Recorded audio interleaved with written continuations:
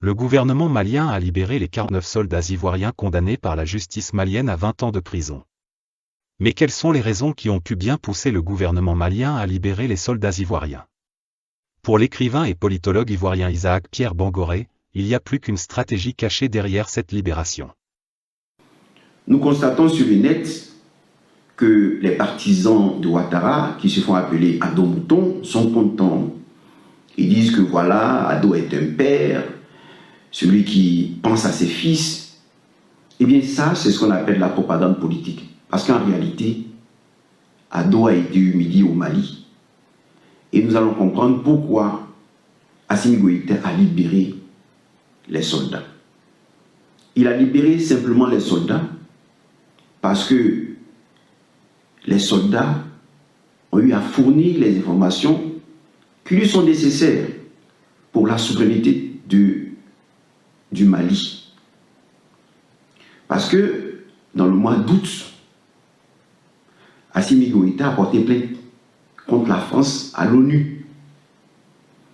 Et il a porté plainte en disant que la France veut déstabiliser le Mali. La France donne des armes aux terroristes pour déstabiliser le Mali. Avec les 49 soldats, il a la preuve que la France passe par la Côte d'Ivoire, par Alassane Ouattara, pour venir déstabiliser le Mali. Dès qu'il a eu les preuves, qu'est-ce qu'il doit faire? Il ne doit pas garder les prisonniers. Parce que s'il garde les prisonniers, la France, à travers Ouattara, peut les faire assassiner dans les prisons. Et maintenant, Assimi Goïta aura le dos au mur.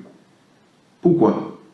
Parce qu'ils vont dire que ces soldats sont des soldats, ne sont pas des mercenaires envoyés pour combattre Assimi Goïta. Et voilà que ça se transforme en une guerre. Alors Assimi Goïta a fait des mains et des pieds pour retirer les informations qui lui sont nécessaires pour accuser la France à l'ONU. Parce que le chapitre 7 de la Charte des Nations Unies met tous les pays à égalité. Dans le chapitre 7, il est dit qu'aucun pays ne doit semer la guerre, le désordre, agresser l'autre pays. Et si vous agressez l'autre pays, il y a des sanctions qui sont prises contre le pays agresseur. Et ici, c'est la Côte d'Ivoire qui allait agresser le Mali. Et donc, le Mali a porté plainte contre la France et contre la Côte d'Ivoire, puisque la France se sert de la Côte d'Ivoire pour déstabiliser le Mali. Et donc, que fait Assimi Goïta? Il sépare les deux choses. Un soldat ne fait qu'exécuter les ordres de ses supérieurs. Donc, il libère les soldats pour d'abord protéger leur vie au Mali, parce que leur vie était menacée au Mali. Et il protège les soldats en condamnant les soldats, mais en condamnant la Côte d'Ivoire à travers ces soldats. Parce que lorsqu'il dit dans le communiqué que le chef de l'État accorde sa grâce avec remise totale de peine aux 49 soldats condamnés par la justice malienne pour les infractions suivantes: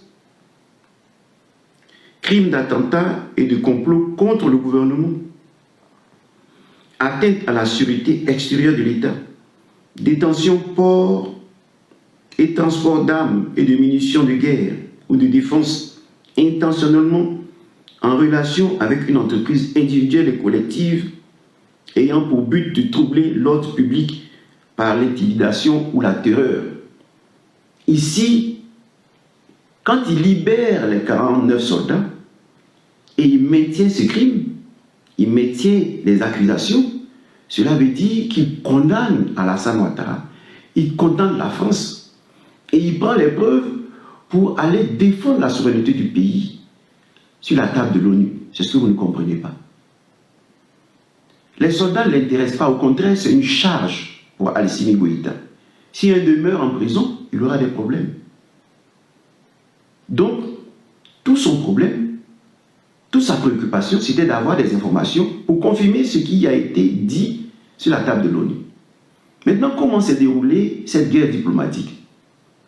Lorsqu'ils ont su que Assimi Goïta, la justice du Mali, devait juger ces personnes, tout de suite les journalistes français sont intervenus pour dire qu'ils seront libérés. Et en même temps, Macron a demandé à ce que Ouattara envoie une délégation pour intimider ces soldats pour ne pas qu'ils parlent. Et c'est là que nous donnons raison à Omar Sy, qui dit que la France voit des choses troublantes en Afrique. Ces jeunes, ces 49 soldats, auraient mis le Mali à feu et à sang. Le Mali aurait été aujourd'hui dans une guerre civile. Alors ils s'en prennent à Omar Sy parce qu'il dit que la guerre en Ukraine n'est pas différente de la guerre en Afrique, des guerres que nous connaissons en Afrique, et que la France doit être sensible à toutes ces guerres.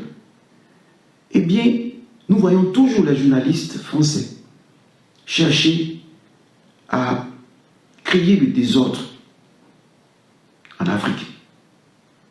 Alors, qu'est-ce que Assimi Goïta a fait face à cette attaque diplomatique des journalistes français qui ont ébruité la nouvelle de la grâce présidentielle? C'est-à-dire, c'est des choses diplomatiques qui se discutent avec Faure Gnassingbé et autres. Donc, qu'est-ce que Assimi Goïta a fait? Il est resté silencieux. Embalo, le président de la CEDEAO, avait donné un ultimatum. Si le 1er janvier, ils ne sont pas libérés, eh bien, tu vas subir des sanctions. Et nous savons qu'Embalo est le porte-parole de Ouattara. Et dans le communiqué, il n'est pas fait cas de Ouattara, il est fait cas de Faure Gnassingbé, qui est remercié, que l'on remercie, mais non Alassane Ouattara. Pourquoi? Au contraire, on menace Embalo, qui est le porte-parole de Ouattara. Donc, en menaçant Embalo par transitivité, on menace Ouattara. Et on leur dit, à eux et à la France, sachez que depuis le 14 janvier 2022, le Mali est souverain. Parce que les militaires et le peuple font un et défendent la souveraineté du Mali. Et voilà qu'ils viennent confirmer cette souveraineté en utilisant le chapitre 7 de la charte de l'ONU, qui dit qu'aucun pays, quelle que soit la puissance du pays, ne doit agresser un autre pays. Parce qu'ils appartiennent tous à l'ONU et ils sont égaux devant la loi. Et ainsi, Assimi Goïta remporte sa victoire sur la France. Assimi Goïta, le Mali, n'est plus sous la tutelle de la France, c'est ce que vous devez savoir. Lorsque la France a signé des documents pour dire que les pays africains sont indépendants, la France a signé les documents, De Gaulle a signé les documents, mais De Gaulle n'a pas ratifié les documents. Signer et ratifier sont deux choses différentes. On dit que vous êtes indépendant, mais on ne ratifie pas parce qu'on ne reconnaît pas votre indépendance, parce qu'on se dit que vous n'êtes pas mûr sur le plan politique, vous n'êtes pas mûr sur le plan économique pour vous prendre en charge. Donc, vous demeurez sous la tutelle de la France devant l'ONU. Eh bien, cette victoire, c'est ce que le Mali vient de remporter en montrant qu'ils n'ont plus besoin de la tutelle de la France. Voilà pourquoi, dans le communiqué, il est dit, depuis le 14 janvier 2022, nous sommes libres.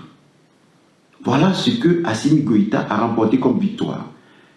Les 48 soldats ne l'intéressent pas. Il les a remis au geôlier de l'Afrique, Alassane Ouattara, qui aime mettre les gens en prison. Et prendre l'argent du contribuable pour nourrir les prisonniers politiques, pour conserver son pouvoir. Eh bien, Assimi Goïta n'a pas le temps à perdre à nourrir 49 soldats pendant 20 ans. C'est de l'argent qu'il peut prendre pour le développement de son pays. Mais en Côte d'Ivoire, les partisans de Ouattara sont contents de voir que Ouattara met de l'argent pour nourrir des prisonniers. Alors que ces prisonniers peuvent être, disons, peuvent servir l'État autrement. Pas en prison. Et donc, qu'est-ce que Assimi Goïta a fait face à ces journalistes qui ont dit que, voilà, les prisonniers seront libres. Pour ne pas que ces prisonniers parlent, eh bien, il a refusé de les libérer. La justice les a condamnés selon les crimes qu'ils ont commis. Et quand la justice les a condamnés, pour obtenir la grâce présidentielle, il y a une démarche. Vous la demandez, mais vous vous mettez à table pour tout dire. Et c'est ce que les prisonniers ont fait. Quand le délai était passé, les prisonniers ont compris que eh bien, leur libération ne dépend pas de Ouattara, ne dépend pas de la France, mais dépend d'Assimi Goïta. Et c'est ainsi qu'ils sont mis à table. Ils ont fourni les informations à Assimi Goïta, informations observables et vérifiables sur le terrain. Et c'est après avoir reçu des informations utiles à son pays que Assimi Goïta leur a dit, bon, allez dans votre pays. Mais nous savons que ces prisonniers, lorsqu'ils vont venir en Côte d'Ivoire, ces soldats seront persécutés, torturés, c'est sûr. Parce qu'on va leur demander pourquoi vous avez livré ces informations. Parce que ces informations sont allées à l'ONU et l'ONU a reçu la confirmation de ces informations auprès d'Alassane Ouattara qui ne peut pas nier les faits. Donc les prisonniers sont mis à table. Ils peuvent recevoir, disons, un accueil glorieux, mais ça c'est pour sauver sa face devant les gens. Mais en réalité, Ouattara a mordu la poussière. Et Ouattara commence à descendre aux enfers. Ils ont signé des documents pour ne plus que la Côte d'Ivoire aille agresser le Mali. Pour ne plus que la France agresse le Mali. Et cela est, disons, protégé par le chapitre 7 de l'ONU. Le chapitre 7 de l'ONU qui prend des dispositions contre tous les pays agresseurs. Et aujourd'hui, Ouattara est vu comme un agresseur. La France est vue aussi comme un pays agresseur. Et cela est une bonne chose pour la Côte d'Ivoire dans le contexte des municipales. Pourquoi? Parce que cela vient confirmer le fait que l'armée ivoirienne est truffée de mercenaires. On l'a vu durant la mutinerie des soldats en Côte d'Ivoire. Qu'est-ce qu'ils ont dit? Ils ont demandé à Ouattara de leur remettre leur argent qu'il leur avait promis pour s'attaquer au gouvernement du président Gbagbo. C'est-à-dire que Ouattara les élections ne l'intéressaient pas. Il fallait renverser le président Gbagbo. Eh bien, on a la confirmation de ce régime agressif au Mali. Et donc, ça sert à la cause des Ivoiriens. Et nous pouvons aussi déposer tous ces éléments devant la table de l'ONU. La décapitation de Nissan Toussaint, les personnes qui sont brûlées dans leur maison lors des élections. Donc, vous ne devez pas avoir peur. Cette fois-ci, lorsque nous sommes face à la justice, c'est Ouattara qui doit répondre. Ce ne sont plus ces militaires qui doivent répondre. Et donc, le président Laurent Gbagbo évite la violence pour que Ouattara soit seul devant les dossiers. Et quand Ouattara est seul devant les dossiers, il n'a pas d'argument. Donc ici, il a perdu son bras de fer avec Assimi Goïta. Certains disent, oui, Assimi Goïta devait maintenir ses soldats prisonniers. Non, c'est une erreur que de penser cela. Parce que si un soldat meurt, on va accuser le Mali et ça deviendra une guerre, parce qu'ils n'attendent que ça. Assimi Goïta leur demande de regagner leur pays parce qu'ils sont une charge pour lui. Il ne va pas prendre l'argent du contribuable malien pour s'occuper de 49 soldats pendant 20 ans. Donc il les a renvoyés chez le geôlier de la France en Afrique, Alassane Ouattara. Donc lorsque Omar Sy nous dit que la France ferme les yeux devant ce qui se passe en Afrique et est plus sensible à ce qui se passe en Ukraine, eh bien c'est la réalité. Et voilà pourquoi nous demandons aux Africains de regarder son film et Tirailleurs, parce qu'on l'attaque, parce qu'il vient éveiller la conscience des Africains qui ont apporté beaucoup à la France durant la guerre mondiale. Et donc ici, on l'attaque. Il est devenu la cible, parce qu'on ne veut pas que les Africains se réveillent. Et donc, ceux qui se font appeler à dos moutons, qui mettent en évidence leur ignorance de la chose politique, eh bien, il faut qu'ils comprennent que ce retour des 49 soldats en Côte d'Ivoire n'est pas une gloire pour Ouattara. La preuve, dans le communiqué, on ne le remercie pas, on remercie Gnassingbé. On ne le remercie pas. Parce qu'on a cloué le bec du régime ivoirien.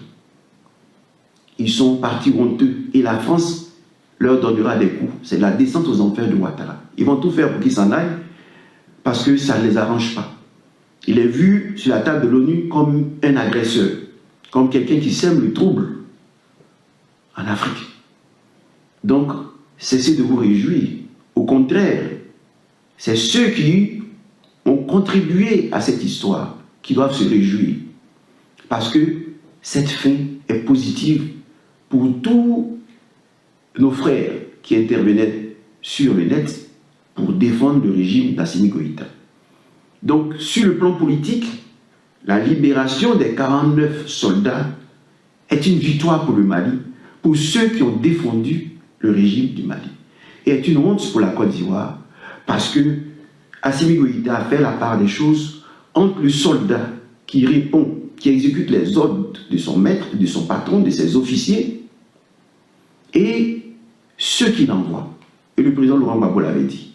Ne vous en prenez pas aux soldats, vous devez vous en prendre à ceux qui les ont envoyés. Et ceux qui les ont envoyés sont condamnés. Les crimes, la remise des peines est faite pour les soldats.